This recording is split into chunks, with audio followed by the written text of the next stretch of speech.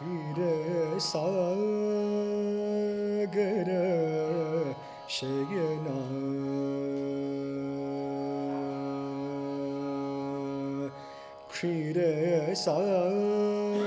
क्षीरसागर शयना नन्नु क्षीरसागर शयना नन्नु क्षीरसागर शयना नन्नु चिंतल पेट चिंतल पेट वालेना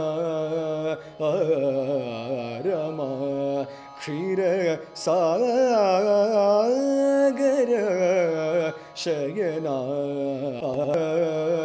नन्नु चिंतल पेट वालेना रमा क्षीर सागर शयना शयना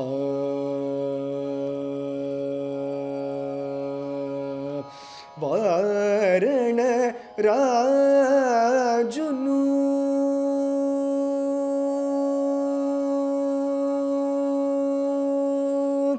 वारण राजुनु ब्रोवनु वेगमे वारण राजुनु ब्रोवनु वेगमे वारण राजुनु ब्रोवनु वेगमे वारण राजुनु ब्रोवनु वेगमे वांचीनति नानु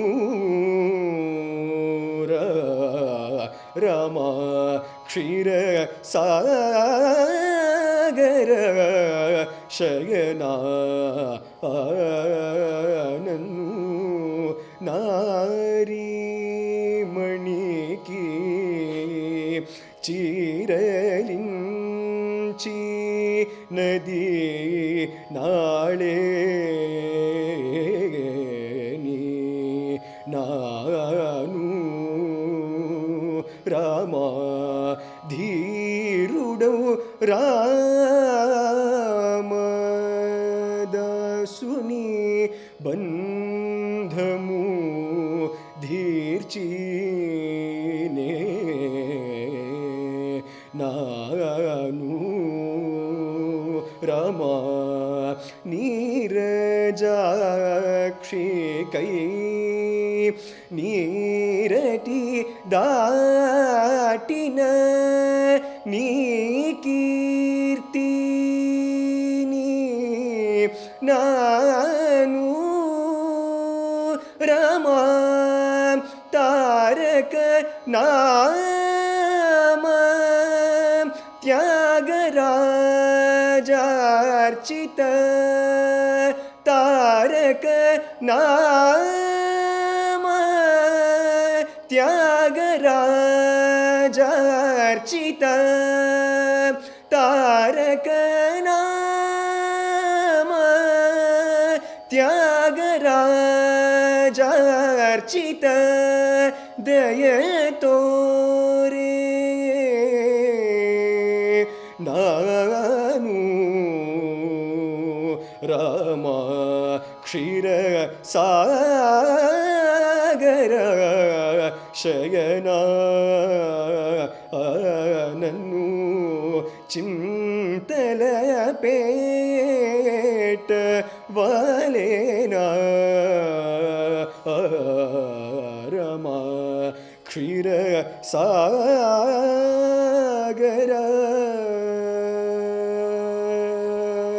ಶಯನ ಶಯನ ಆ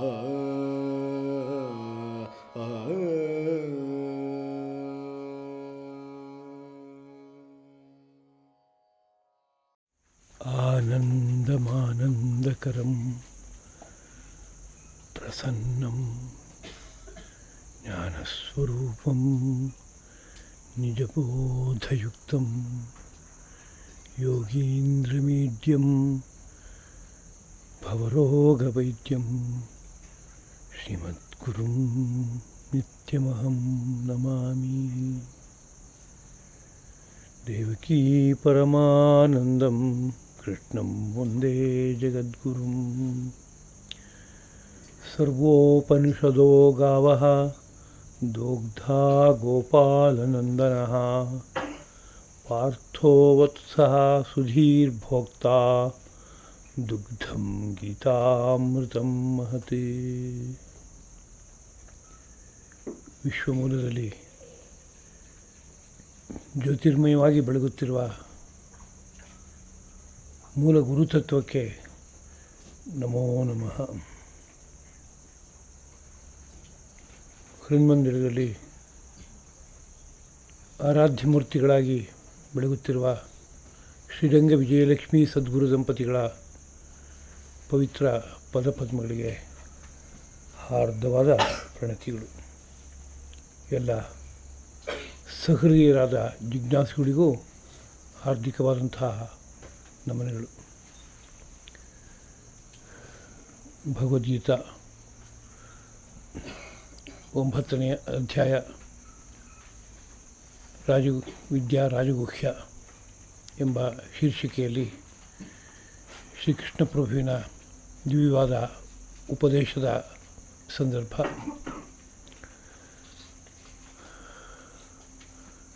ತನ್ನ ಸ್ವರೂಪವನ್ನು ಕುರಿತು ತಾನೇ ಸತ್ಯಾರ್ಥವನ್ನು ತಿಳಿಸ್ತಾ ಇರುವ ಸನ್ನಿವೇಶದಲ್ಲಿ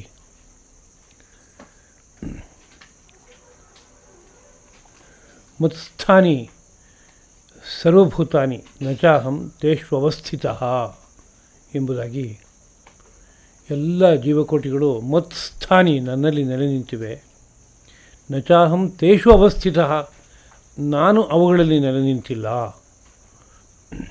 ಎಂಬುದಾಗಿ ಜೀವಕೋಟಿಗಳನ್ನು ತಾನು ಧಾರಣೆ ಮಾಡಿರುವ ಸನ್ನಿವೇಶ, ತಾನು ಅವುಗಳನ್ನು ಅವಲಂಬಿಸಿಕೊಳ್ಳದೇ ಇರುವಂಥ ಒಂದು ಸನ್ನಿವೇಶ, ಇವನ್ನೆಲ್ಲವನ್ನು ವರ್ಣಿಸ್ತಾ ಮುಂದಿನ ಮಾತು ಶ್ಲೋಕ 5. ನಚ ಮತ್ಸ್ಥಾನಿ ಭೂತಾನಿ ಪಶ್ಯ ಮೇ ಯೋಗಮೈಶ್ವರಂ ಭೂತಭೃತ್ ನಚ ಭೂತಸ್ಥಃ ಮಮಾತ್ಮ ಭೂತಭಾವನಃ. ಚ ಮತ್ತು ಹಿಂದಿನ ಶ್ಲೋಕದಲ್ಲಿ ಹೇಳಿರುವ ವಿಷಯದ ಜೊತೆಗೆ ಇದನ್ನು ಸೇರಿಸ್ಕೋಬೇಕು ಅನ್ನೋ ಅರ್ಥದಲ್ಲಿ. ಭೂತಾನಿ ಬ್ರಹ್ಮಾದಿ ಸ್ತಂಭ ಪರ್ಯಂತವಾದಂತಹ ಜೀವಕೋಟಿಗಳು. ನ ಮತಸ್ಥಾನಿ ನನ್ನಲ್ಲಿ ಇರುವುದಿಲ್ಲ. ಮೇ ನನ್ನ ಐಶ್ವರಂ ಯೋಗಂ ಈಶ್ವರ ಯೋಗವನ್ನು ಪಶ್ಯ ನೋಡು. ಭೂತಭಾವನಃ ಭೂತಭಾವನಾದ ಮಮ ಆತ್ಮ ನನ್ನ ಆತ್ಮನು ಭೂತಭೃತ್ ಜೀವಕೋಟಿಗಳನ್ನು ಧರಿಸಿರುವವನಾದರೂ ನ ಭೂತಸ್ಥಃ ಭೂತಗಳಲ್ಲಿ ನೆಲೆಸಿರುವುದಿಲ್ಲ. ಇದು ನೇರವಾದ ಮಾತು. ಹಿಂದೆ ಹೇಳಿದ ಮಾತಿಗೆ ನೇರವಾಗಿ ವಿರುದ್ಧವಾದ ಮಾತು ಅನ್ನೋ ರೀತಿಯಲ್ಲಿ ಇಲ್ಲಿ ತೋರ್ತಾ ಇದೆ. ಹಿಂದೆ ಹೇಳಿದ ಮಾತು ಮತ್ಸ್ಥಾನಿ ಸರ್ವಭೂತಾನಿ, ಎಲ್ಲ ಜೀವಕೋಟಿಗಳು ನನ್ನಲ್ಲಿವೆ ಅಂತ. ಇಲ್ಲಿ ನಚ ಮತ್ಸ್ಥಾನಿ ಭೂತಾನಿ, ನನ್ನಲ್ಲಿ ಯಾವ ಜೀವಕೋಟಿಗಳು ಇಲ್ಲ, ನೆಲೆಸಿಲ್ಲ ಅಂತ. ಹಿಂದಿನ ಶ್ಲೋಕದಲ್ಲಿ ಹೇಳಿರುವ ಮಾತಿಗೂ ಈ ಶ್ಲೋಕದ ಆರಂಭದ ಮಾತಿಗೂ ನೇರವಾಗಿ ವಿರುದ್ಧವಾಗಿ ತೋರುತ್ತೆ. ತಾತ್ಪರ್ಯವನ್ನು ತೆಗೆದುಕೋಬೇಕು. ಅಂದರೆ ನನ್ನಲ್ಲಿ ಇದ್ದರೂ ಸಹ ನಾನು ಅವುಗಳನ್ನೆಲ್ಲ ಧರಿಸಿದ್ದೀನಿ ಅನ್ನೋ ರೀತಿಯಾದಂಥ ಅಂಟು ನನಗಿಲ್ಲ. ಅದರಿಂದ ನನ್ನಲ್ಲಿ ನೆಲೆಸಿಲ್ಲ ಅಂತಲೇ ಅರ್ಥ. ನನ್ನನ್ನೇ ಅವಲಂಬಿಸ್ಕೊಂಡು ನೆಲೆಸಿದ್ರೂ ಸಹ ನನ್ನನ್ನು ಅವಲಂಬಿಸ್ಕೊಂಡು ನೆಲೆಸಿಲ್ಲ ಅವು. ಯಾಕೆಂದರೆ ನಾನು ಹಾಗೆ ಅಲಿಪ್ತ ಸಂಪೂರ್ಣವಾಗಿ. ಇದು ಯಾವುದ್ರ ಜೊತೆಗೂ ನನಗೆ ಅಂಟಿಲ್ಲ, ಹಾಗಿರುವಂಥವ್ನು ನಾನು. ಪಶ್ಯಮೇ ಯೋಗಮೈಶ್ವರಂ ಅಂತ ಆಶ್ಚರ್ಯವನ್ನು ಸೂಚಿಸಿ ಹೇಳ್ತಾ ಇರುವಂಥ ಮಾತು. ನೋಡು ನನ್ನ ಈಶ್ವರ ಭಾವವನ್ನು ಅಂತ. ಈಶ್ವರ ಅಂದರೆ ಈಷ್ಟೇ ಅನ್ನೋದ್ರ ಮೇಲೆ ಈಶ್ವರ ಅನ್ನೋ ಶಬ್ದ ಆಗಿದೆ. ಈಷ್ಟೇ ಅನ್ನೋದಕ್ಕೆ ಅರ್ಥ ವ್ಯಾಪ್ನೋತಿ ಅಂತ ಅರ್ಥ, ಎಲ್ಲ ಕಡೆಯಲ್ಲೂ ವ್ಯಾಪಿಸಿಕೊಂಡವನು ಅಂತ ಅರ್ಥ ಈಶ್ವರ ಶಬ್ದಕ್ಕೆ.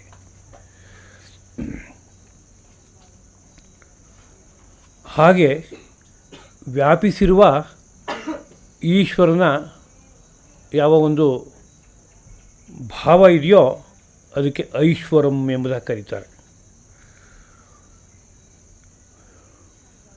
ಐಶ್ವರಂ ಯೋಗಂ ಅಂತ ಶಬ್ದವನ್ನು ಪ್ರಯೋಗ ಮಾಡ್ತಾ ಇದ್ದಾರೆ.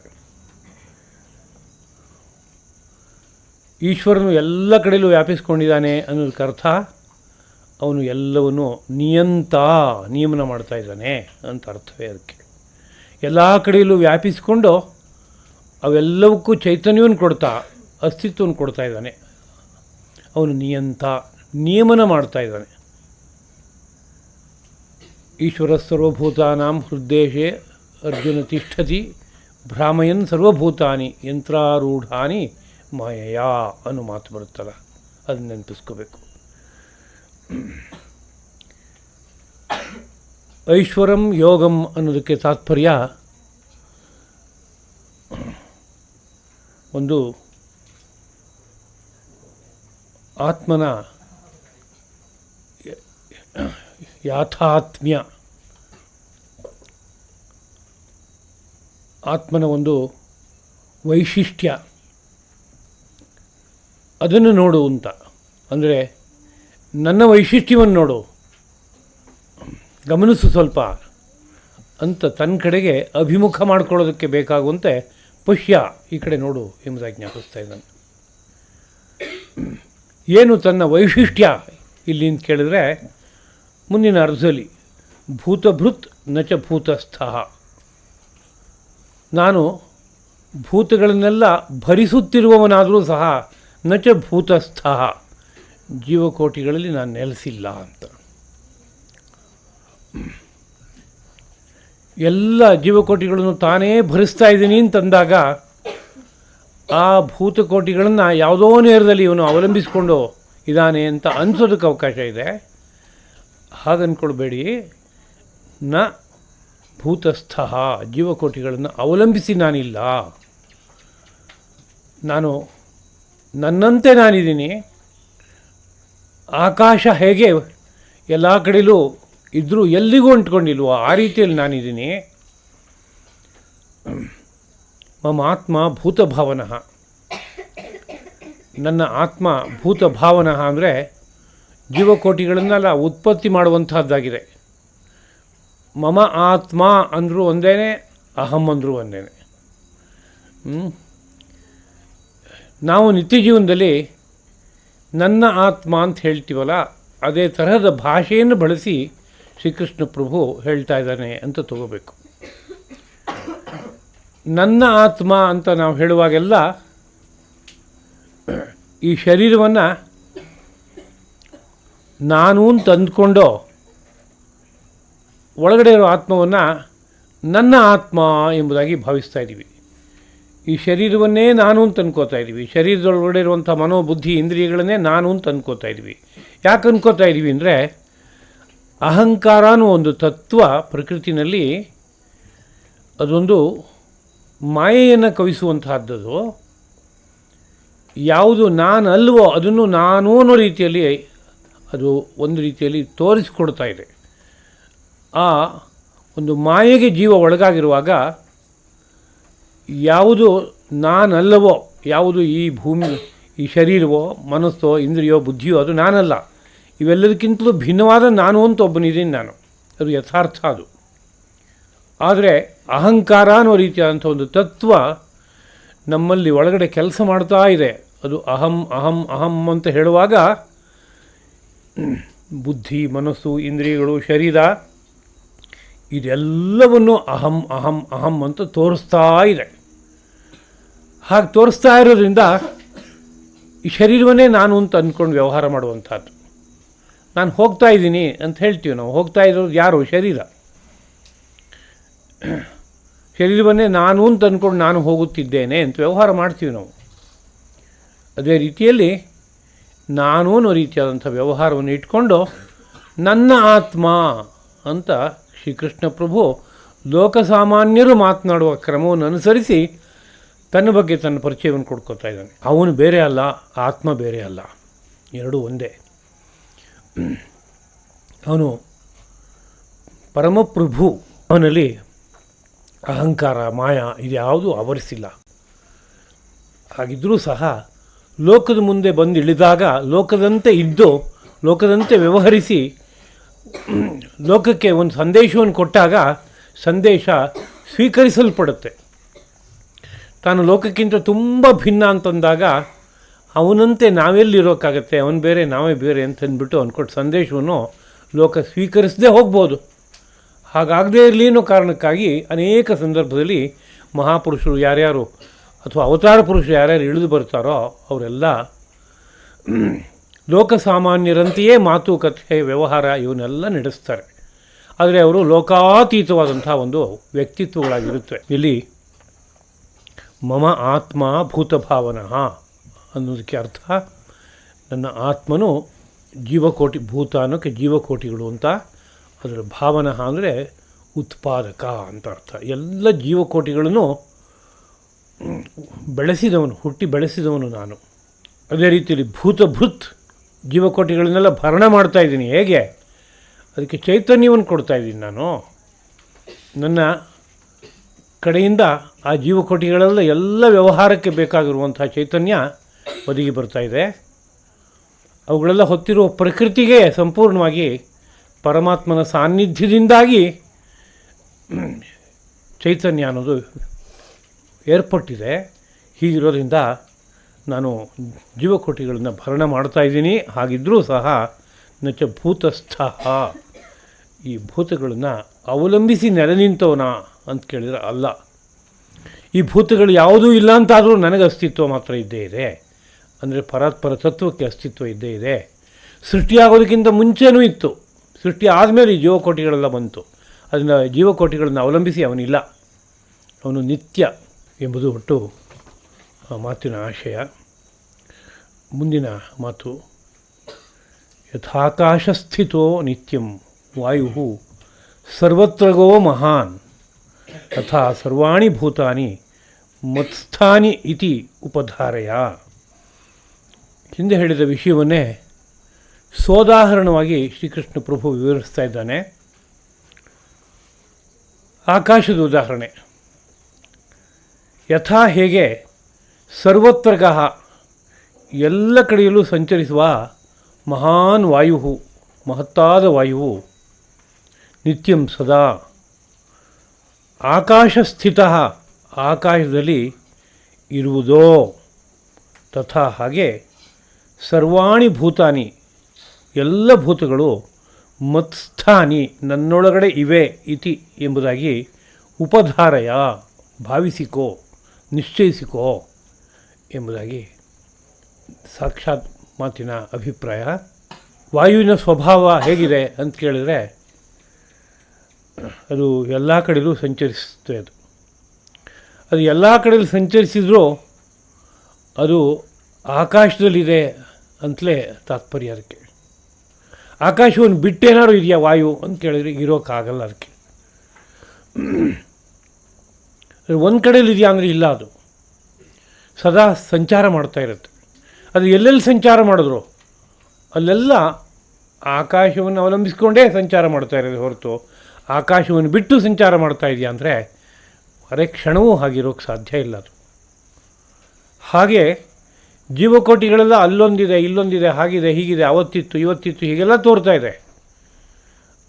ಅದು ಅಲ್ಲಿದೆ, ಇಲ್ಲಿದೆ ಅಂತ ಎಲ್ಲೆಲ್ಲಿದೆ ಅಂತ ಹೇಳಿದ್ರು ನೀವು ಅದು ಆ ಪರಮಾತ್ಮನನ್ನು ಬಿಟ್ಟು ಬೇರೆ ಕಡೆಯಲ್ಲಿ ಇದೆಯಾ ಅಂದರೆ ಹೇಳೋಕ್ಕೆ ಬರೋದೇ ಇಲ್ಲ. ಹಾಗೆ ಏಕೆಂದರೆ ಪರಮಾತ್ಮ ಅನ್ನೋ ತತ್ವ ಇರದೇ ಇರುವ ಜಾಗವೇ ಇಲ್ಲದೆ ಇರೋದ್ರಿಂದ ಅದು ಮತ್ಸ್ಥಾನಿ, ನನ್ನನ್ನು ಅವಲಂಬಿಸಿಕೊಂಡೇ ಇದೆ ಅಂತ. ಹೊರಗಡೆಯಿಂದ ನೋಡುವಾಗ ಈ ಜೀವ ಒಂದು ದೇಹವನ್ನು ಅವಲಂಬಿಸಿಕೊಂಡಿದೆ, ಈ ದೇಶವನ್ನು ಅವಲಂಬಿಸಿಕೊಂಡಿದೆ, ಈ ವ್ಯಕ್ತಿಗಳನ್ನು ಅವಲಂಬಿಸಿಕೊಂಡಿದೆ, ಈ ಆಹಾರವನ್ನು ಅವಲಂಬಿಸಿಕೊಂಡಿದೆ ಅಂತ ಸ್ಥೂಲ ಬುದ್ಧಿಗೆ ನಮಗೆ ಹಾಗೆ ತೋರುತ್ತೆ, ಭಿನ್ನ ಭಿನ್ನವಾಗಿ ತೋರುತ್ತೆ. ಆದರೆ ಒಂದು ತಾತ್ವಿಕವಾದ ದೃಷ್ಟಿಯಿಂದ ನೋಡಿದಾಗ ಆ ಎಲ್ಲ ಜೀವಗಳು, ನಾನಾ ಜೀವಗಳ ಕೋಟಿಗಳೆಲ್ಲವೂ ಕೂಡ ಅಷ್ಟೂ ಸಹ ಆ ಪರಮ ಚೈತನ್ಯ ಸ್ವರೂಪನಾದ ಭಗವಂತನಲ್ಲೇ ನೆಲೆಸಿದೆ. ಆ ಭಗವಂತ ಅನ್ನೋ ತತ್ವ, ಜ್ಯೋತಿರ್ಮಯವಾದ ತತ್ವ ಎಲ್ಲ ಕಡೆಗೂ ತುಂಬಿಟ್ಟಿದೆ. ಅದರಿಂದ ಅದನ್ನು ಬಿಟ್ಟು ಎಲ್ಲರೂ ಇರೋಕ್ಕೆ ಸಾಧ್ಯ ಅಂದರೆ ಎಲ್ಲೂ ಇರೋಕ್ಕೆ ಸಾಧ್ಯ ಇಲ್ಲ. ಹೇಗೆ ವಾಯುವು ಆಕಾಶವನ್ನು ಬಿಟ್ಟಿರೋಕ್ಕೆ ಸಾಧ್ಯವಿಲ್ವೋ ಹಾಗೆ ಎಲ್ಲ ಜೀವಿಗಳು ಈ ಪರತತ್ವವನ್ನು ಬಿಟ್ಟು, ಪರಮಾತ್ಮನ ಬಿಟ್ಟು ಇರೋಕ್ಕೆ ಸಾಧ್ಯ ಇಲ್ಲ ಆಗಿದೆ ಎಂಬುದಾಗಿ. ಆಕಾಶ ಅನ್ನೋ ಪದಕ್ಕೆ ಒಂದು ದೃಷ್ಟಿಯಲ್ಲಿ ಅವಕಾಶ ಅಂತ ಅಷ್ಟು ಅರ್ಥ. ಅದಕ್ಕೆ ಅವಕಾಶ ಅಂದರೆ ಇನ್ನೊಂದಕ್ಕೆ ಜಾಗ ಕೊಡೋಕ್ಕೆ ಬೇಕಾಗುವಂಥ ಒಂದು ಸ್ವಭಾವವುಳ್ಳದ್ದು. ಗಾಳಿ ಬೀಸಬೇಕಾದ್ರೆ ಜಾಗ ಇರಬೇಕು, ನೀರು ತುಂಬ್ಕೋಬೇಕಾದ್ರೆ ಜಾಗ ಇರಬೇಕು, ನಾವು ಓಡಾಡಬೇಕಾದ್ರೆ ಜಾಗ ಇರಬೇಕು. ಹೀಗೆ ಗಮನಿಸಿದರೆ ಒಂದು ಯಾವುದೋ ಖಾಲಿ ಜಾಗ ಅಂತ ಏನೋ ಒಂದು ಇದೆ ಸೃಷ್ಟಿನಲ್ಲಿ. ಅವಕಾಶ ಅದನ್ನೇ ಆಕಾಶ ಅನ್ನೋ ಭಾಷೆಯಲ್ಲಿ ಕರೆದಿರೋದುಂಟು. ಅಂತಹ ಆಕಾಶದಲ್ಲಿ ವಾಯು ಕಂಡಲ್ಲಿ ಚಲಿಸ್ತಾ ಇದೆ. ಅಲ್ಲಿ ಕಾಣಿಸುತ್ತೆ, ಇಲ್ಲಿ ಕಾಣಿಸುತ್ತೆ, ಹಾಗೆ ಕಾಣಿಸುತ್ತೆ, ಹೀಗೆ ಕಾಣಿಸುತ್ತೆ, ಎಲ್ಲ ಆಗ್ತಾಯಿದೆ. ಅದು ಎಲ್ಲೆಲ್ಲಿ ಹೇಗೆ ಕಾಣಿಸಿದ್ರು ಅದು ಆಕಾಶದಲ್ಲಿ ಒಂದು ಕಡೆಯಲ್ಲಿ ಇದೆ ಅನ್ನೋದೇ ತಾತ್ಪರ್ಯ. ಆದರೆ ಈ ಎಲ್ಲ ಭೂತಗಳು ನನ್ನಲ್ಲೇ ಇದೆ ಅಂತ ಹೇಳಿದರೂ ಕೂಡ ಅಸಂಶ್ಲೇಷೇಣೈವ ಸ್ಥಿತಾನಿ, ಎಲ್ಲೂ ಅಂಟ್ಕೊಂಡಿಲ್ಲ ಅವು ಅಂತ, ಅವನ್ನ ಅಂಟಿಸ್ಕೊಂಡಿಲ್ಲ ಈ ಪರತತ್ವ ಅನ್ನೋದು. ಇದು ಕೇವಲ ಬೆಳಕು, ಅದರಿಂದ ಯಾವುದನ್ನು ಅಂಟಿಸ್ಕೊಂಡಿಲ್ಲ. ಅದು ಹಾಗೆ ಇದೇ ತತ್ವ, ಆದರೆ ಅವುಗಳದ ಇವನ್ನು ಅವಲಂಬಿಸಿಕೊಂಡು ನೆಲೆ ನಿಂತಿವೆ ಅನ್ನೋದು ತಾತ್ಪರ್ಯ. 7ನೇ ಶ್ಲೋಕ. ಸರ್ವಭೂತಾನಿ ಕೌಂತೆಯ ಪ್ರಕೃತಿಂ ಯಾಂತಿ ಮಾಮಿಕಾಂ ಕಲ್ಪಕ್ಷಯೇ ಪುನಸ್ತಾನಿ ಕಲ್ಪಾದೌ ವಿಸೃಜಾಮ್ಯಹಂ. ಭೂತಭಾವನಃ ಅನ್ನೋ ಶಬ್ದವನ್ನು ಬಳಸಿ ಹಿಂದೆ ಎಲ್ಲ ಜೀವಕೋಟಿಗಳನ್ನು ನಾನೇ ಹುಟ್ಟಿಸಿರುವಂತಹ ಸಂದರ್ಭ ಉಂಟು ಅಂತೇನು ಹೇಳಿದ್ನೋ ಅದೇ ವಿಷಯವನ್ನು ಅನುಸರಿಸಿ ಮುಂದಿನ ಇನ್ನೊಂದು ಮಾತು. ಕೌಂತೆಯ, ಎಲೆ ಕೌಂತೆಯನೇ, ಕಲ್ಪಕ್ಷಯೇ, ಕಲ್ಪವು ಕ್ಷಯಿಸಿದಾಗ, ಮುಗಿದು ಹೋದಾಗ, ಸರ್ವಭೂತಾನಿ ಎಲ್ಲ ಜೀವಕೋಟಿಗಳು ಮಾಮಿಕಾಂ ಪ್ರಕೃತಿಂ ನನ್ನ ಪ್ರಕೃತಿಯನ್ನು ಯಾಂತಿ ಸೇರುತ್ತವೆ. ಕಲ್ಪಾದೌ ಮುಂದಿನ ಕಲ್ಪದ ಆರಂಭದಲ್ಲಿ ಪುನಃ ಮತ್ತೆ ಅಹಂ ನಾನು ತಾನೇ ಅವುಗಳನ್ನು ವಿಸೃಜಾಮಿ ಸೃಷ್ಟಿ ಮಾಡುತ್ತೇನೆ. ಕಲ್ಪ ಅನ್ನೋದೊಂದು ಕಾಲಘಟ್ಟ, ಭಾಳ ದೊಡ್ಡ ಕಾಲಘಟ್ಟ. ಚತುರ್ಮುಖ ಬ್ರಹ್ಮನ ಹಗಲು. ಆ ಹಗಲು ಮುಗಿದು ಕೂಡಲೇ ಒಂದು ಪ್ರಳಯ ಘಟಿಸುತ್ತೆ. ಆಗ ಜೀವಕೋಟಿಗಳಿಗೆ ಮೈ ಕಳಚಿ ಹೊರಟೋಗುತ್ತೆ. ಅವುಗಳೆಲ್ಲವೂ ಆ ಭಗವಂತನ ಯಾವ ತ್ರಿಗುಣಾತ್ಮಿಕವಾದಂಥ ಪ್ರಕೃತಿ ಎಂಬುದುಂಟೋ ಆ ಪ್ರಕೃತಿನಲ್ಲಿ ಹೋಗಿ ಸೇರ್ಕೊಂಡ್ಬಿಡುತ್ತವೆ.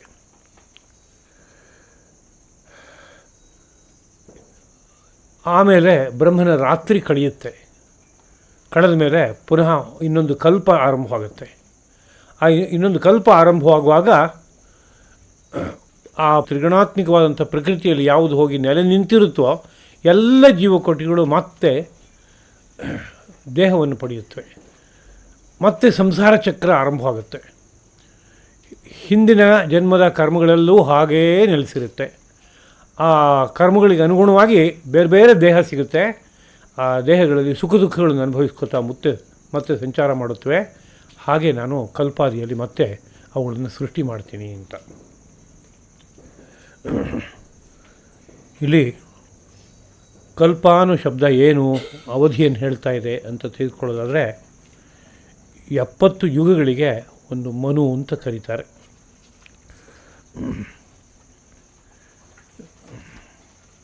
ಯುಗಾನಾಂ ಸಪ್ತತಿ ಮನು, 70 ಯುಗಗಳಿಗೆ ಒಂದು ಮನು ಅಂತ, ಮನ್ವಂತರ ಅನ್ನೋ ಶಬ್ದ ಬರುತ್ತಲ್ಲ ಹಾಗೆ. ಅದೇ ರೀತಿಯಲ್ಲಿ ಚತುರ್ದಶ ಮನುಭಿ ಕಲ್ಪ, ಚತುರ್ದಶ ಮನುಗಳಿಂದ ಒಂದು ಕಲ್ಪ ಅಂತಾಗುತ್ತೆ ಅಂತ. ಬಹಳ ದೊಡ್ಡ ಅವಧಿ ಅಂತ ತಗೋಬೇಕು. ಕೃತ, ತ್ರೇತ, ದ್ವಾಪರ, ಕಲಿ ಅಂತ 4 ಯುಗಗಳು, ಇಷ್ಟೂ ಸೇರಿ ಒಂದು ಮಹಾಯುಗ ಅಂತ ಇಟ್ಕೊಳ್ಳೋದಾದರೆ ಅಂಥದ್ದು 70 ಯುಗಗಳು ಕಳೆದ ಮೇಲೆ ಒಂದು ಮನು ಅಂತಾಗತ್ತೆ. ಅಂತಹ 14 ಮನುಗಳು ಕಳೆದ್ರೆ ಒಂದು ಕಲ್ಪ ಅಂತಾಗತ್ತೆ. ಇದಿಷ್ಟು ಚತುರ್ಮುಖ ಬ್ರಹ್ಮನ ಒಂದು ಹಗಲಿದ್ದ ಹಾಗೆ. ಹಗಲು ಅಂತಂದರೆ ತಾತ್ಪರ್ಯ ಜಾಗರೂಕನಾಗಿ ಎಲ್ಲ ಕರ್ತವ್ಯಗಳನ್ನು ನಿರ್ವಾಹ ಮಾಡ್ತಾ ಇರೋ ಕಾಲ ಅಂತ ಇಟ್ಕೋಬೇಕು. ಚತುರ್ಮುಖ ಬ್ರಹ್ಮನ ರಾತ್ರಿ ಅಂತಂದರೆ ಅವನು ತನ್ನ ನಾನಾ ರೀತಿಯಾದಂಥ ಸೃಷ್ಟಿ ವ್ಯವಹಾರವನ್ನು ನಡೆಸದೇ ಇರುವಂಥ ಒಂದು ಕಾಲ ಅಂತ ಅಂದ್ಕೋಬೇಕು. ಜೀವಕೋಟಿಗಳೆಲ್ಲ ರಾತ್ರಿ ವೇಳೆಯಲ್ಲಿ ನಿದ್ರಿಸುತ್ತವೆ ಅಂತಂದಾಗ ಬದುಕಿರುತ್ತವೆ, ಆದರೆ ಯಾವುದೇ ವ್ಯವಹಾರ ಇರೋಲ್ಲ. ಮತ್ತು ಮಾರನೇ ದಿವಸ ಬೆಳಗ್ಗೆ ಆದ ಕೂಡಲೇ ಹಿಂದಿನ ವ್ಯವಹಾರದ ಮುಂದುವರಿಕೆಯಾಗಿ ಒಂದೊಂದೇ ಶುರುವಾಗುತ್ತೆ ಅನ್ನೋ ವಿಷಯ ಇದೆಯಲ್ಲ. ಹಾಗೆ ಚತುರ್ಮುಖ ಬ್ರಹ್ಮನ ಹಗಲಿನ ವೇಳೆಯಲ್ಲಿ ಎಲ್ಲ ಸೃಷ್ಟಿ ಕಾರ್ಯಗಳು ನಿರಂತರ ನಡೀತಾ ಇರುತ್ತೆ. ಆದರೆ ಆ ಹಗಲಿನ ಅವಧಿ ಮುಗಿದಾಗ ಆ ಸೃಷ್ಟಿ ಕಾರ್ಯಗಳೆಲ್ಲ ನಿಂತು ಹೋಗುತ್ತೆ. ಆಗ ಎಲ್ಲೂ ಯಾರಿಗೂ ದೇಹನೇ ಇಲ್ಲ ಅನ್ನೋ ಸ್ಥಿತಿ. ದೇಹ ಇಲ್ಲ ಅಂತಂದರೆ ಸೂಕ್ಷ್ಮ ದೇಹ ಅಂತ ಒಂದಿರುತ್ತೆ, ಸ್ಥೂಲ ದೇಹ ಕಳಚಿ ಹೊರಟೋಗುತ್ತೆ, ಪಾಂಚಭೌತಿಕವಾದ ದೇಹ ಇರೋಲ್ಲ. ಆ ಸೂಕ್ಷ್ಮ ದೇಹ ಆ ಪ್ರಕೃತಿನಲ್ಲಿ, ತ್ರಿಗುಣಾತ್ಮಕವಾದಂಥ ಪ್ರಕೃತಿನಲ್ಲಿ ನೆಲೆ ನಿಂತಿರುತ್ತೆ. ಆ ತ್ರಿಗುಣಾತ್ಮಕ ಪ್ರಕೃತಿ ಎಂಬುದು ಅಪರಾ ಪ್ರಕೃತಿ ಎಂಬುದಾಗಿ ಕರೆಯಲ್ಪಡುವಂತಹದ್ದು ಆಗಿದೆ. ಕೆಲವು ಕಡೆಯಲ್ಲಿ ಪರಾಪ್ರಕೃತಿ ಅನ್ನೋ ಶಬ್ದವನ್ನು ಬಳಸಿದ್ದಾರೆ. ಶ್ರೀಕೃಷ್ಣ ಪ್ರಭುವಿನ ಭಾಷೆಯಲ್ಲಿ ಅಪರಾ ಪ್ರಕೃತಿ ಎಂಬುದಾದ ಶಬ್ದವನ್ನು ಬಳಸಿರುವಂಥದ್ದುಂಟು. ಸತ್ವರಜಸ್ತಮೋಮಯವಾದಂಥ ಒಂದು ಪ್ರಕೃತಿ ಅಲ್ಲಿ ನೆಲೆಸಿರುತ್ತವೆ ಅಂತ. ಯಾತಕ್ಕೆ ಹೀಗೆ ಒಂದು ಅವಧಿ ಕಳೆದ ನಂತರದಲ್ಲಿ ಸೃಷ್ಟಿ ಪೂರ್ತಿ ಹಿಂದಕ್ಕೆ ಹೊರಟೋಗಿ ಸಂಪೂರ್ಣವಾಗಿ ಯಾವುದೇ ರೀತಿಯಾದ ವ್ಯವಹಾರಕ್ಕೆ ಬೇಕಾದ ದೇಹವೇ ಇಲ್ಲದೆ ಇರುವಂಥ ಒಂದು ಸ್ಥಿತಿ ಬರುತ್ತೆ ಅಂತ ಕೇಳಿದರೆ ಬೇರೆ ಕಡೆಗಳಲ್ಲಿ ಅದಕ್ಕೊಂದು ವಿವರಣೆಯನ್ನು ಕೊಡ್ತಾರೆ. ಜೀವಕೋಟಿಗಳಿಗೆ ಸ್ವಭಾವತಃ ರಾತ್ರಿ ವೇಳೆಯಲ್ಲಿ ನಿದ್ದೆ ಯಾಕೆ ಬರುತ್ತೆ ಅಂತ ಕೇಳಿದರೆ ವಿಶ್ರಾಂತಿಗಾಗಿ. ಹಗಲೆಲ್ಲ ದಣಿದು ಹೋಗಿರುತ್ತವೆ, ದೇಹೇಂದ್ರಿಯ ಮನೋಬುದ್ಧಿಗಳಿಗೆ ತುಂಬ ಆಯಾಸವಾಗಿರುತ್ತೆ, ವ್ಯವಸ್ಥಿತವಾಗಿ ತಮ್ಮ ಜೀವನವನ್ನು ನಿರ್ವಾಹ ಮಾಡೋಕ್ಕೆ ಆಗೋಲ್ಲ ಅನ್ನೋ ಸ್ಥಿತಿ ಬರುತ್ತೆ. ಬಂದಾಗ ಏನೋ ಕೆಲವು ಗಂಟೆಗಳ ಕಾಲ ಪೂರ್ತಿ ಒಂದು ವಿಶ್ರಾಂತಿ. ಆ ವಿಶ್ರಾಂತಿ ಅವಧಿಯಲ್ಲಿ ದೇಹಕ್ಕೆ ಮತ್ತೆ ಚೈತನ್ಯ ತುಂಬಿಕೊಳ್ಳುತ್ತೆ, ಬುದ್ಧಿಗೆ ಸಾಮರ್ಥ್ಯ ಬರುತ್ತೆ. ಹಾಗೆಯೇ ಜೀವಕೋಟಿಗಳು ನಿರಂತರವಾಗಿ ಈ ಜನ್ಮ ಮೃತ್ಯುಗಳ ಚಕ್ರದಲ್ಲಿ ಸಿಕ್ಕಿ ಬಳಲಿ ಹೋಗುತ್ತವೆ. ಆ ಬಳಲಿ ಹೋದ ಯಾವುದೋ ಒಂದು ಅವಧಿಯಲ್ಲಿ ಅವುಗಳಿಗೆ ಒಂದಷ್ಟು ಕಾಲ ವಿಶ್ರಾಂತಿ ಸುಖವೋ ಎಂಬಂತೆ ಆ ಒಂದು ಚತುರ್ಮುಖ ಬ್ರಹ್ಮನ ರಾತ್ರಿಯ ವೇಳೆಯಲ್ಲಿ ಪೂರ್ತಿಯಾಗಿ ಅವುಗಳಿಗೆ ಶರೀರವಿರೋಲ್ಲ, ಯಾವುದೇ ವ್ಯವಹಾರವಿರೋಲ್ಲ, ತಟಸ್ಥವಾದಂಥ ಒಂದು ಸ್ಥಿತಿಯಲ್ಲಿ ಅವುಗಳು ಇರುತ್ತವೆ ಅನ್ನೋ ರೀತಿಯಾದ ವಿಷಯ ಉಂಟು.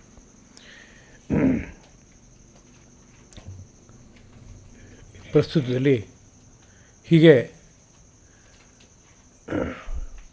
ಕಲ್ಪಾದಿಯಲ್ಲಿ ಸೃಷ್ಟಿ ಮಾಡುವಂಥದ್ದು, ಕಲ್ಪಾಂತದಲ್ಲಿ ಸಂಪೂರ್ಣವಾಗಿ ಅವುಗಳೆಲ್ಲ ಪ್ರಕೃತಿಯಲ್ಲಿ ಹೋಗಿ ಲಯ ಆಗುವಂಥದ್ದು, ಇವೆಲ್ಲ ಇವೆ.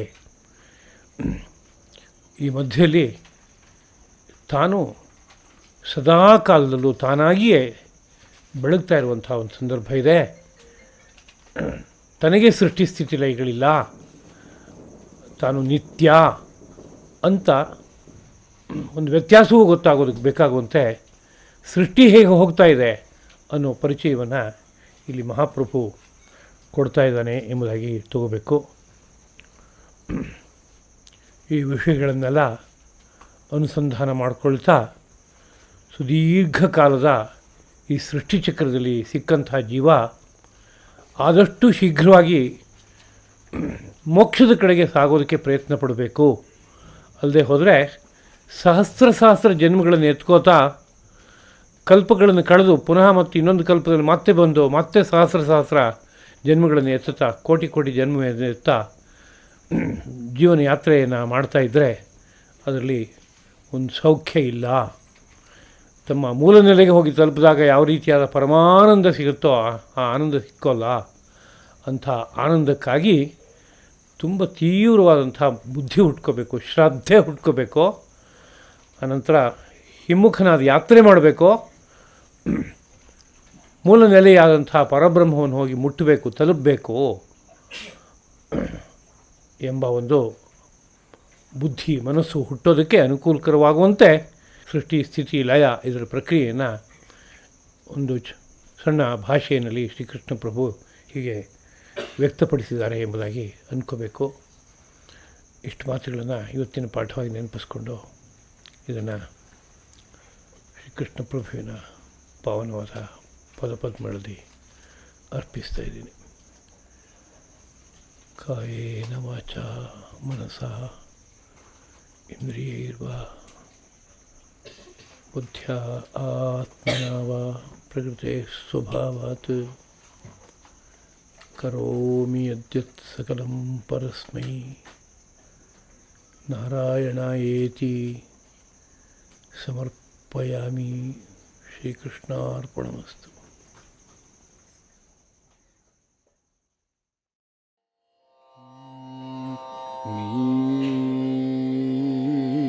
ಮೀನಾಕ್ಷಿ ಮೇ ಮುದಂದೇಹಿ ಮೀನಾಕ್ಷಿ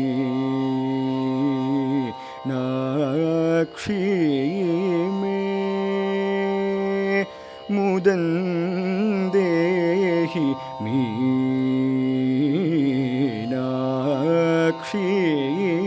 ಮೇ ಮುದಂದೇಹಿ ಮೀನಾಕ್ಷಿ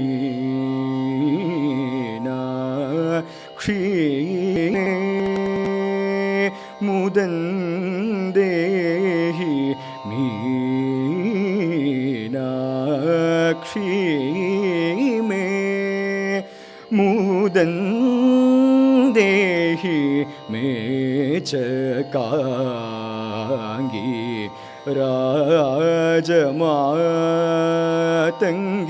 ಮೀನಾಕ್ಷಿ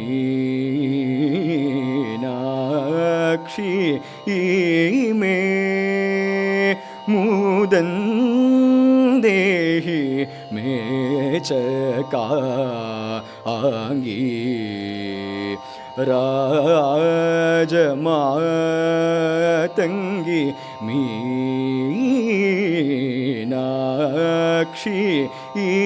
ಮೇ ಮುದಂದೇಹಿ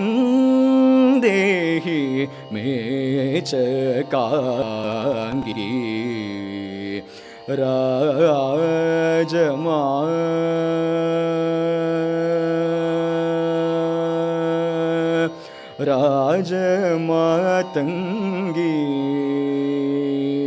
ರಾಜಮಾ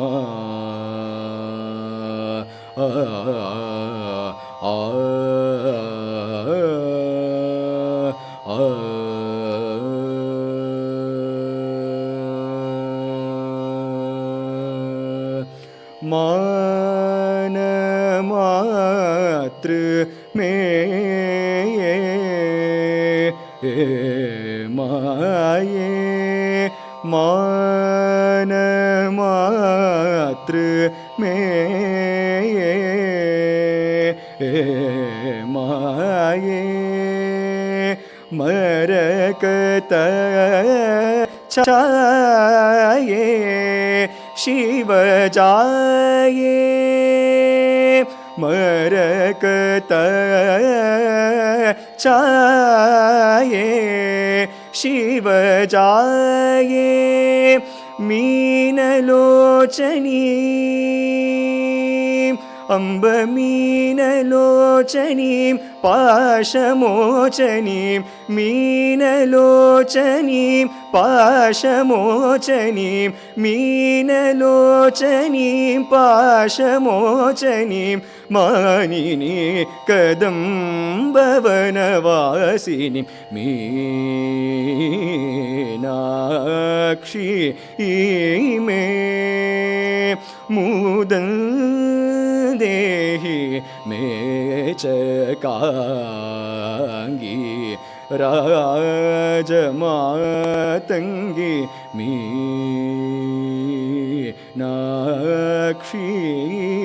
मे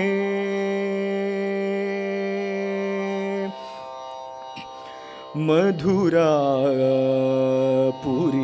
निलये मणिमलये मधुरापुरी निलये मणिमलये मलयध्वज पाण्ड्यराज तनये विधुविटम्बना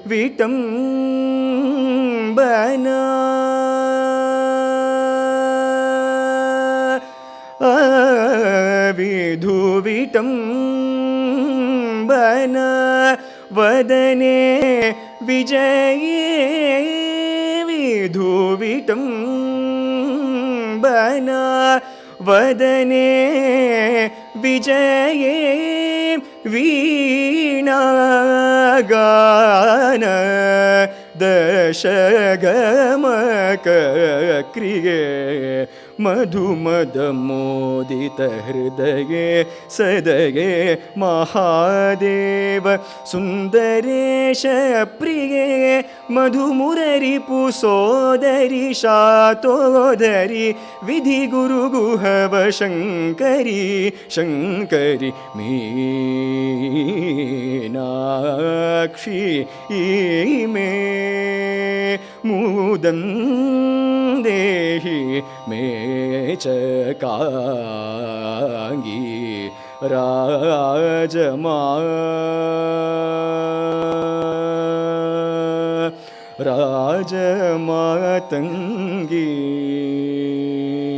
राजमा